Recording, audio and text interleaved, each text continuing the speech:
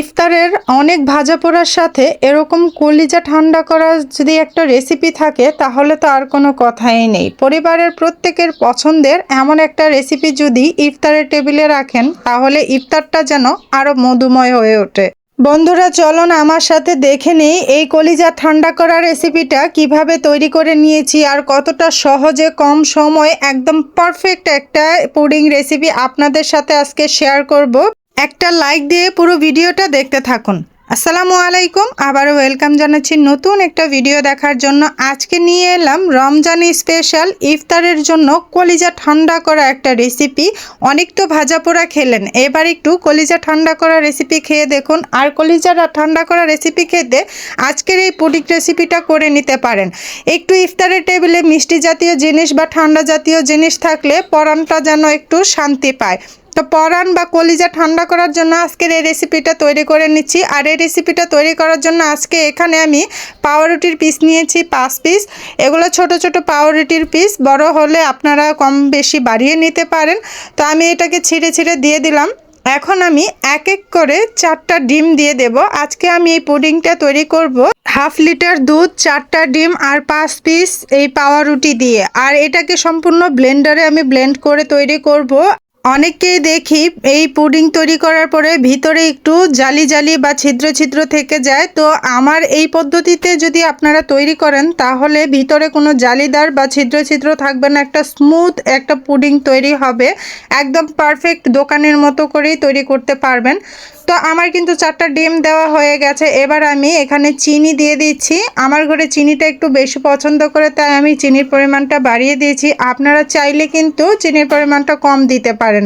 যদিও পুডিংটা একটু কম মিষ্টি খাওয়া হয় তো আমি আমার অনুযায়ী দিয়ে দিচ্ছি, একটু লবণ দিয়েছি। আর এখন জাল করে রাখা হাফ লিটার দুধ এখানে দিয়ে দিচ্ছি। আমি আগে থেকে কিন্তু জাল করে রেখেছি, আপনারা অবশ্যই এটাকে জাল করে ঠান্ডা করে নেবেন। তো এটাকে এখন আমি ব্লেন্ডারে দিয়ে দেব। আর এর সাথে দিয়ে দেব আমি 2টা এলাচ। আপনাদের কাছে ভ্যানিলা এসেন্স থাকলে এখানে দিয়ে দেবেন হাফ চা চামচের মতো।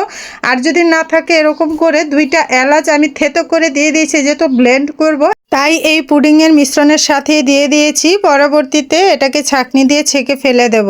তা এখন সমস্ত কিছু দিয়ে দেওয়ার পরে কিন্তু এটাকে এখন আমি ব্লেন্ডার করে নেব প্রায় 1 মিনিটের মতো। বেশি করতে হবে না, জাস্ট 1 মিনিটের মতো ব্লেন্ড করে নিলেই হয়ে যাবে।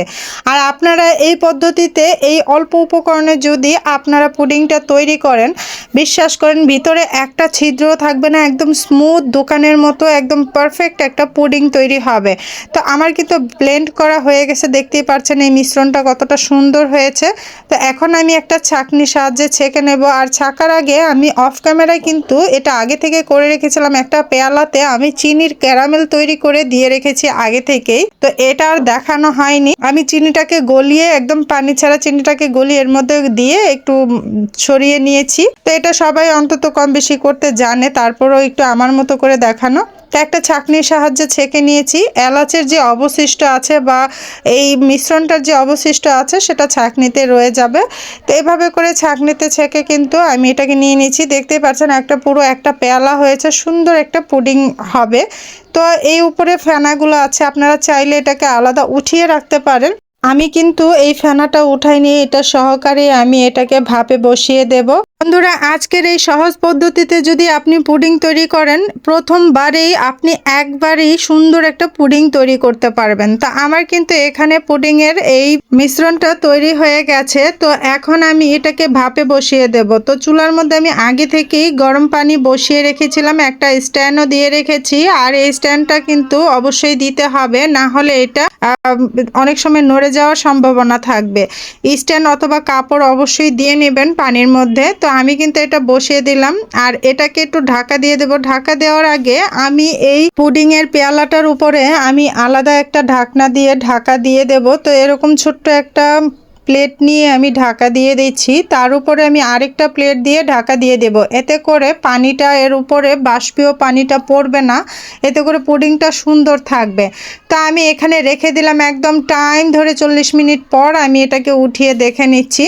তো আমি কিন্তু আবার ইন্ডাকশনে নিয়ে এসেছিলাম, চুলার গ্যাসটা কমে গিয়েছিল। তো আমি আবার ইন্ডাকশনের জাল করে আমি কিন্তু এটা অফ করে রেখে দিয়েছিলাম। তো অফ করে রেখে আমি এই যে একটা কাঠির সাহায্যে আমি চেক করে নিচ্ছি যে ভিতর অবধি হয়েছে কিনা। তো এই যে দেখুন ভিতর অবধি কিন্তু ক্লিন, আর উপরে সামান্য একটু পানি পড়েছে, সেই পানিটাই আমার হাতে লাগছে। তো দেখুন একদম ক্লিন আসছে, কাঠিটা একদম পরিষ্কার, তার মানে এটার ভিতর অবধি পুরোপুরি হয়ে গেছে।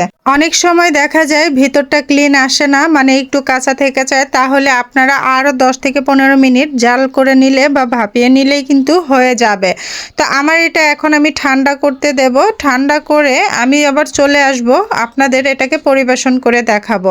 তো দেখুন এটা সাইড থেকে কি সুন্দর করে আপনি আপনি ছুটে আসছে। তো এটা ঠান্ডা হলে আরও সুন্দরভাবে এটা নেমে যাবে। তো আমি এখন এটাকে কিছুক্ষণের জন্য আমি নর্মাল ফ্রিজে রেখে দেব, যাতে করে একটু ঠান্ডা হয় আর এটাকে সুন্দর করে পরিবেশন করতে সুবিধা হয়। তো আমি দেখুন এই যে নর্মাল ফ্রিজ থেকে নামিয়ে এনেছি প্রায় আধ ঘন্টা পরে। এবার এটাকে একটা ছুরির সাহায্যে সাইডগুলো একটু ছুটিয়ে নিচ্ছি।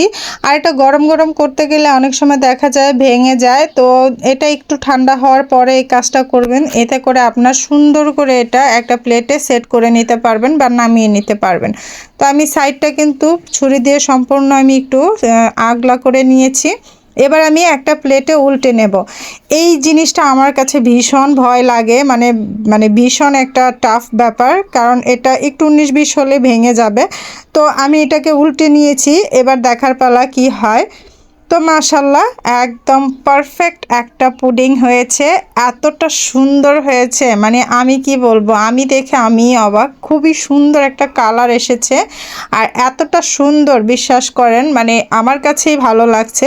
আমি পুডিং এই নিয়ে হয়তো বা 4 থেকে 5 বার বানিয়েছি, তবে সবচাইতে বেস্ট মনে হয় আমার এটাই হয়েছে, মানে এটাই সবচাইতে ভালো হয়েছে। তো আমার কাছে মানে খুবই ভালো লেগেছে। তো আমি আপনাদের এখন কেটে পরিবেশন করে দেখাচ্ছি। দেখুন কতটা সুন্দর, মানে কাটতে কি যে একটা ভালো লাগে। আর আপনারা এই রমজানে অবশ্যই এরকম একটা সুইট জাতীয় ডেজার্ট করে খাবেন। ইফতারের টেবিলে অবশ্যই একটা ঠান্ডা বা মিষ্টি জাতীয় খাবার রাখবেন, এতে করে ইফতারের খাওয়াটাও কিন্তু খুব একটা জমে যাবে এবং আপনাদের মনও ভরে যাবে।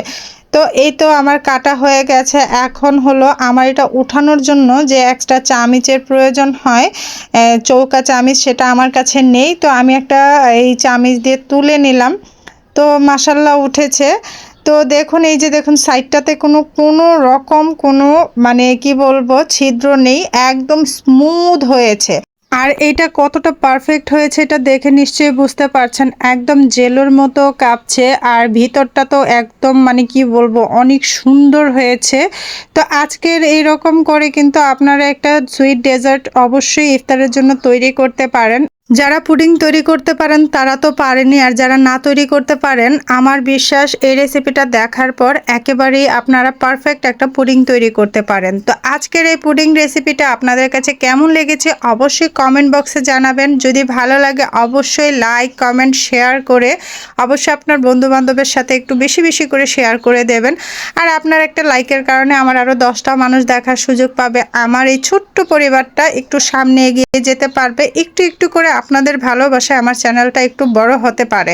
তো আজকের এই রেসিপিটা সত্যি কিন্তু আপনারা করে দেখতে পারেন, খুবই খুবই মজা হয়। আর বিশেষ করে এই রেসিপিটা আপনারা ভিতরে দেখতে পাচ্ছেন একদম কোনো একটা ছিদ্র নেই। বন্ধুরা আর দেরি না করে আজকেই এই রেসিপিটা তৈরি করে নিন এবং ইফতারের সময় এর স্বাদ উপভোগ করুন এবং কলিজা জুড়ানো ঠান্ডা এই রেসিপিটা সকলকে করে খাওয়ান। তো আজকের মতো এই পর্যন্ত, আবার কোনো নতুন ভিডিও নিয়ে আপনাদের সামনে হাজির হব। ততক্ষণ পর্যন্ত সবাই ভালো থাকবেন, সুস্থ থাকবেন। আল্লাহ হাফেজ।